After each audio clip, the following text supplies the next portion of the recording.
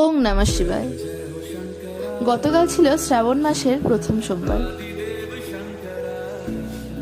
আর এই দিনটা সকলের মতোই আমার কাছে খুবই বিশেষ একটা দিন।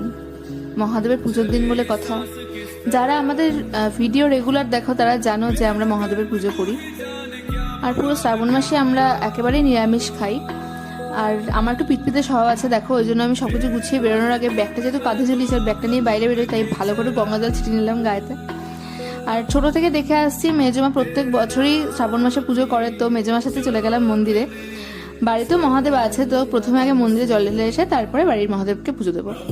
আর দেখো কত বড় লাইন পড়েছে। দিদি আবার যেখানে যায় সাজুগুজু করে গেছে দেখে একটুখানি ঢং সেখানে গিয়েই করে নেয়, তো মন্দিরে গিয়েও ছাড়লো না। আমি একটু লাইনটা কত বড় হচ্ছে সেটা দেখানোর চেষ্টা করছিলাম, তারপর দেখলাম লাইনে দেখা যাচ্ছে না, শুধু আমার মুখই দেখা যাচ্ছে। তারপরে চলে গেলাম ভিতরে পুজো দিতে। আর ভেতরে ঢোকা মাত্রই না মনটা কেমন একটা শান্তিতে ভরে যায়, এত সুন্দর লাগে। ভিতরে ঢোকার পরে মহাদেবের পুজোটা যখন করি, তারপরে সবাই নন্দী মহারাজের কানে কানে তাদের মনোবাঞ্ছাগুলো বলে। তো দিদিও বলেছে, মেজমা বলেছে, আমিও বলেছি। আমার লিস্টটা মানে একটু বেশি বড় ছিল, অনেকক্ষণ ধরে বলতেই গেছি। তো যাই হোক, তারপরে অঞ্জলির পালা।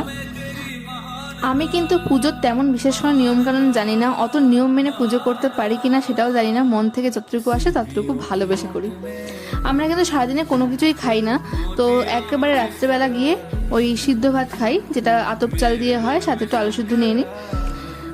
চাইলে অনেকেই ফল খায়, সাবু খেতে পারে, কিন্তু আমরা কিছুই খাই না। মানে আসলে আমার ভালো লাগে না, মন থেকে আসে না যে কিছু খাই, তাই জন্যই কিছু খাই না।